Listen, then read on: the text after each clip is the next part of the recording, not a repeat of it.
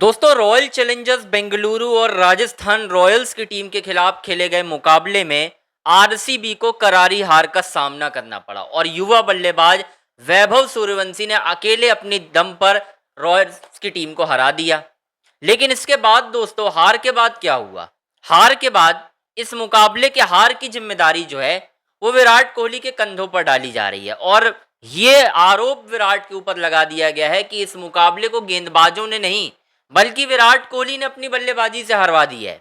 ऐसा कैसे हो सकता है दोस्तों? क्या आरोप लगे हैं विराट के ऊपर? क्यों विराट को क्रिटिसाइज किया जा रहा है कि भाई साहब ये मुकाबला विराट की बल्लेबाजी की वजह से हारे हैं? मतलब आपको सुनकर हैरानी हो रही होगी, लेकिन मैं इस वीडियो में आपको डिटेल से बताऊंगा कि आखिर कहानी क्या है और क्यों विराट को लगातार निशाने पर लिया जा रहा है जबकि वो लगातार अच्छा खेल रहे हैं। बस आपसे रिक्वेस्ट है, वीडियो शुरू करने से पहले चैनल को हमारे लाइक करना है, सब्सक्राइब करना है, शेयर करना है। सारी बड़ी अपडेट आपको अंजनी ऑन स्ट्राइक के यूट्यूब चैनल पर ही मिलेगी। अब दोस्तों मुद्दे पर आते हैं। राजस्थान रॉयल्स और आरसीबी के बीच जो मुकाबला खेला गया, इस मुकाबले में आपने देखा कि आरसीबी ने शुरुआत बड़ी खराब की। पहली गेंद पर ही जोफ्रा आर्चर ने फिल सॉल्ट, जो कि पूरे अभी तक 3 मैचों में खराब फॉर्म से जूझ रहे हैं, आपने देखा है रन ही नहीं बन रहे हैं उनसे। फिर विराट कोहली ने जिम्मेदारी संभाली। विराट कोहली ने जोफ्रा आर्चर को 1 ओवर में 3 चौके भी लगाए। ठीक है, उसके बाद आपने देखा संदीप शर्मा को भी 2 चौके लगाए। ओवरऑल अगर आप विराट की परफॉर्मेंस को देखेंगे इस मुकाबले में, तो उन्होंने बहुत अटैकिंग बल्लेबाजी की। विराट ने इस मुकाबले में सिर्फ 16 गेंदों का सामना किया दोस्तों और 32 रनों की पारी खेली, जिसमें उनका स्ट्राइक रेट जो है 200 का था। चौके ज़्यादा मार रहे थे वो।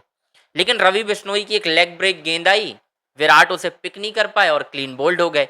और जब विराट आउट हुए तो वो छठा ओवर ही था, छठा है 5वां ओवर ही था। यानी विराट कोहली कोशिश कर रहे थे कि मैं अटैकिंग क्रिकेट ही खेलूं, जबकि कंडीशन इतनी इजी नहीं थी, इतनी आसान नहीं थी। वहां पे विराट ने 200 का स्ट्राइक रेट कैरी किया। अब दोस्तों उसके बाद लगातार विकेट गिरते रहे, कोई बल्लेबाज टिक कर खेल ही नहीं पा रहा था, चाहे वो टिम डेविड हो, जितेश शर्मा हो, कृणाल पांड्या हो। सिर्फ रजत पाटीदार ने 64 किए, थोड़े बहुत रन कर दिए रोमारियो शेफर्ड ने, फिर थोड़े बहुत रन कर दिए वेंकटेश अय्यर ने। कुल मिलाकर आरसीबी ने एक टफ सरफेस पर 201 रन बना दिए और ऐसा लगा हमें कि यार ये जो स्कोर है ना, इस पर आरसीबी के गेंदबाज टफ फाइट करेंगे, ये तय है। क्योंकि आरसीबी की गेंदबाजी जो है वो हमेशा से क्वालिटी रही है। इस सीजन में भी देख लीजिए आप, पुराना सीजन भी देख लीजिए, पिछला वाला भी, वहां पर भी गेंदबाजी टॉप क्लास चल रही थी आरसीबी की। तो हर किसी को लगा था डिफेंड कर लेंगे, सूर्यवंशी की क्या बात है, उठा लेंगे सूर्यवंशी को भी। लेकिन दोस्तों वही कहते हैं ना कि जब आपको मैच हारना हो ना, तो आप इसी तरीके से हारते हो। क्या हुआ इस मुकाबले में? वैभव सूर्यवंशी आते हैं बल्लेबाजी करने, जायसवाल तो दूसरे ओवर में ही आउट हो जाते हैं। लेकिन कहानी कहाँ पलटती है? जब सूर्यवंशी जो है रन बनाना चालू कर देते हैं। पहले भुवनेश्वर, फिर लोगों ने कहा कि यार हेजलवुड को नहीं मार पाएगा, हेजलवुड को जड़ दिया उन्होंने।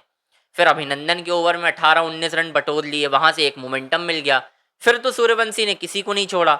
26 गेंदें खेली हैं वैभव सूर्यवंशी ने और इन 26 गेंदों में उन्होंने धमाकेदार अंदाज में 78 रन बनाकर मैच को साइडलाइन कर दिया एक तरफ से। अब मुझे आप ये बताइएगा, मैं आपको ये भी बताऊंगा ना विराट के ऊपर कौन लोग आरोप लगा रहे हैं और क्यों, क्या विराट की जिम्मेदारी है इस हार में, क्या विराट को क्रिटिसाइज करना सही है? तो दोस्तों इस मुकाबले में ना, जब सूर्यवंशी ने वन साइडेड कर दिया एकदम से मुकाबला और कृणाल ने 2 बैक टू बैक विकेट लिए, विराट कोहली ने ही कैच लिया उनका, सूर्यवंशी का बहुत अच्छा कैच लिया, अदरवाइज सूर्यवंशी का 100 था। तो जब सूर्यवंशी इस तरीके की बल्लेबाजी कर देंगे, और आपको अगर मैं गेंदबाजी के फिगर दिखाऊंगा तो ऐसा कोई गेंदबाज नहीं रहा जिसकी धुनाई उन्होंने ना की हो, वो तो किसी को नहीं छोड़ रहे हैं। तो यहाँ पर कहीं ना कहीं 202 रन ऐसा नहीं था कि छोटा स्कोर था। आरसीबी 10 में से 8 बार 200 रन डिफेंड करेगी, जिस तरीके की उनकी गेंदबाजी है आपको ही मालूम है। लेकिन सूर्यवंशी थे, इस बार फॉर्म में चल रहे हैं, उन्होंने मैच जिता दिया। अब दोस्तों विराट कोहली को लेकर ना ये आरोप लगाए जा रहे हैं कि विराट कोहली की गलती ये है इस पूरे मुकाबले में कि विराट कोहली ने कुछ ज़्यादा बल्लेबाजी की। और कुछ लोग तो ये भी बोल रहे हैं कि विराट कोहली ने थोड़ा सा वो नहीं दिखाया, जिसको हम कहते हैं ना दिमाग नहीं दिखाया, जो अक्सर वो दिखाते हैं। अगर वो पूरा खेलते तो शायद आरसीबी इस विकेट पर 225-230 रन बनाता और फिर शायद एक अलग सिनेरियो होता।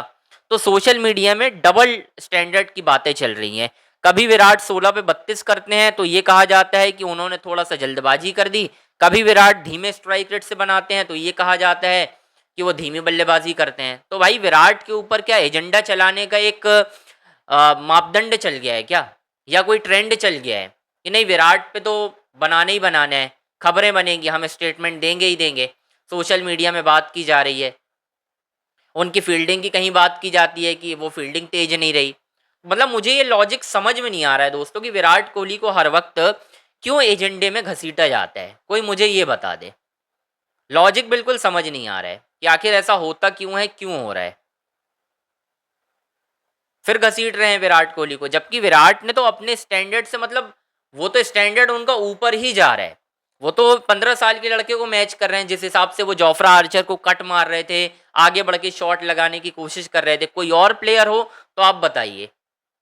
और ये सारे पीआर जो है ये हो सकता है गौतम गंभीर करवा रहे हो, कोई भरोसा नहीं। मुझे तो यही लग रहा है कि गौतम गंभीर पीआर करवा रहे होंगे कि मलबा हार का विराट के कंधों पर फोड़ दिया जाए, ताकि पता चले कि विराट कोहली को लोग क्रिटिसाइज करें और मैं उन्हें ओडीआई टीम से बाहर निकाल सकूं।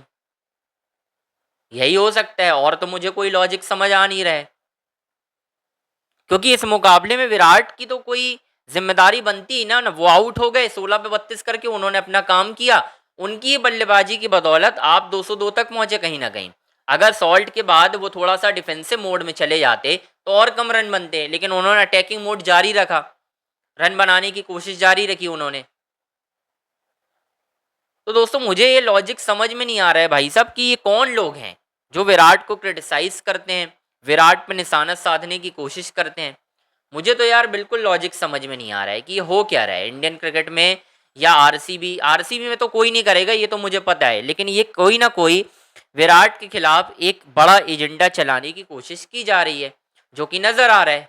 आप देख लीजिए, बिल्कुल साफ तौर पे दिख रहा है कि हाँ एक कहीं ना कहीं कहानी मढ़ी जा रही है विराट के ऊपर।